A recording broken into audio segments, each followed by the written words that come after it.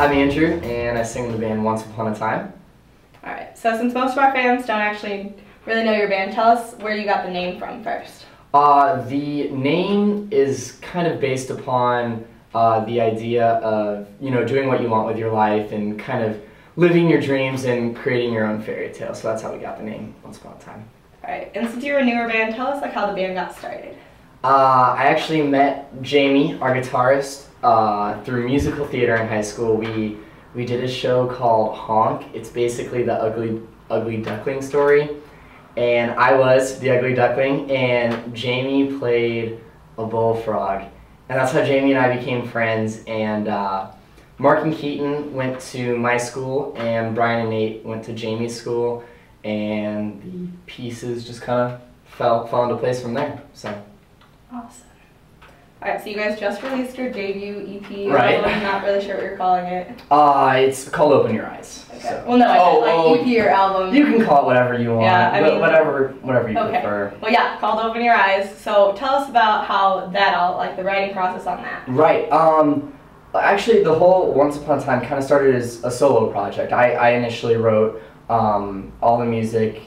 Throughout my high school years, I wrote some of the songs my sophomore year in high school. So it's been a long process, and we recorded with Jamie Wolford, who's worked with bands like Hit the Lights, and it was actually mixed and mastered by Matt Grape, who's done the Maine and the Somerset and a bunch of our favorite bands like that. So the recording process was pretty quick. I think we did it in 3 days.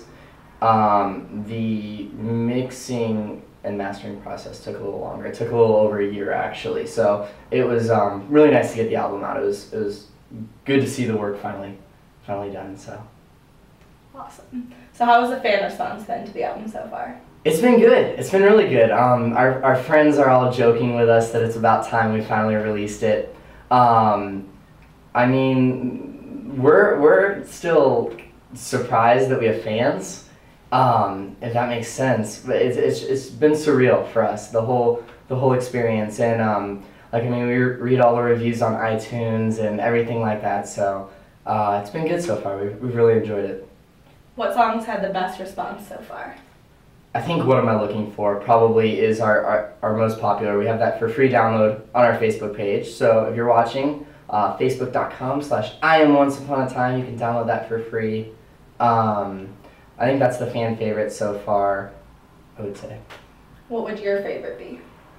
I hate this question. I think my favorite is probably Open Your Eyes, because I think for me that's the most emotion I've ever invested into a song. So that song kind of means the most to me, I would say. Are you guys still writing and working, or? We are. We started writing the next one before the first one was released, so we're really excited about the new material we have, and we're looking to be in the studio recording another 4 or 5 song EP as soon as May or June. So when you can be all back together. Right. All right. So you guys got to play 2 shows at the All-Star Weekend. What was that like for you guys? It was incredible. I think we'd all agree that it was, if not the 2 best days of our life, really close to the 2 best days of our lives. I think the thing that surprised us the most actually was how cool the other bands were. I mean, we knew going in that we were the local opening band, and we almost expected to be looked down upon by all the other bands, but I mean, All-Star Weekend, Before You Exit, the After Party, and Hollywood Ending, literally all the guys and all the bands were so cool to us and really welcoming and really nice. And I mean, just meeting all the people at the shows was really cool. So it was an awesome experience for us. We really enjoyed it. What do you think you guys learned from playing with such bigger acts?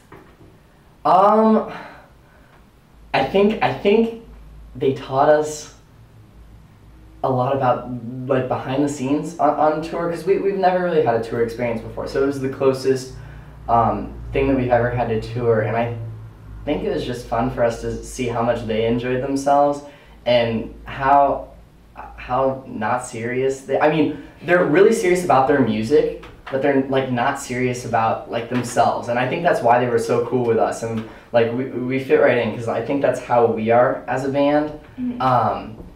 Like I mean, before shows during sound check, you'd have 10 guys with drumsticks on one drum set, like all banging out different beats and stuff. It was just really fun. So like I said, we enjoyed it. Speaking of like before shows, do you guys have any pre-show rituals yet or not yet? We do. Nothing too crazy. We always go to like a 7-Eleven or something like that and grab a bunch of energy drinks. And then our ritual, I guess you'd say, is like right before we go on stage, I give a pep talk to the band. And I would argue that it's really inspirational. Some of the best things I've ever said are in those pep talks, but everyone in the band tells me they're really bad. So that's our only pre-show ritual, I'd say. It's a little disappointing. I know. I'm working on it though. We're improving. You're practicing your pep exactly. talks? All right. Exactly. Perfect. All right. So, what are your goals for the rest of 2012 as a band? Oh man. That's tough to say. We're trying to take it like 1 week at a time, you know, just because it's been weird for us. Like we literally doubled our Facebook fan count in the year of 2012 already. So Wow. like we never expected that, and it's been really cool. I know we'd like to tour if possible. I know it's crazy because we're still just getting started. But even if it's a small tour or just like a West Coast thing, I think we'd love to play a few shows. Obviously, we'd like to get another EP or album out, whatever you want to call it.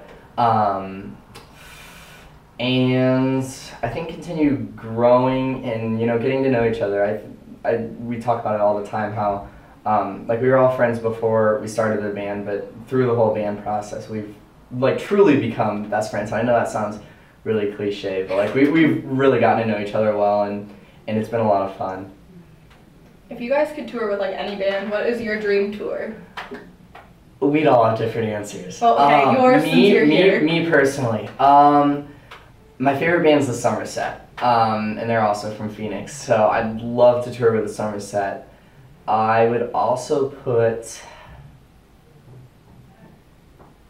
the Cab on there, which is ironic because they just toured together, and I think I would put Mayday Parade on there as well. I'm a sucker for the pop rock sound with the piano in it, so that's where the Cab and Mayday Parade come in, I think. And if you guys had like one goal for like 5 years from now, what's like one thing you want to have done as a band in 5 years? Still be together in 5 years. I think we'll start with the basics. That'd be really cool if we were together in 5 years. I don't think, like I said, we're trying to take it 1 week at a time, but I think if we were still together in 5 years, that would mean we've been at least somewhat successful. So just being together in 5 years, I think, would be an accomplishment in itself. All right. And the one thing we like to ask bands as Behind the Music media is, from an artist's perspective, what does Behind the Music mean to you?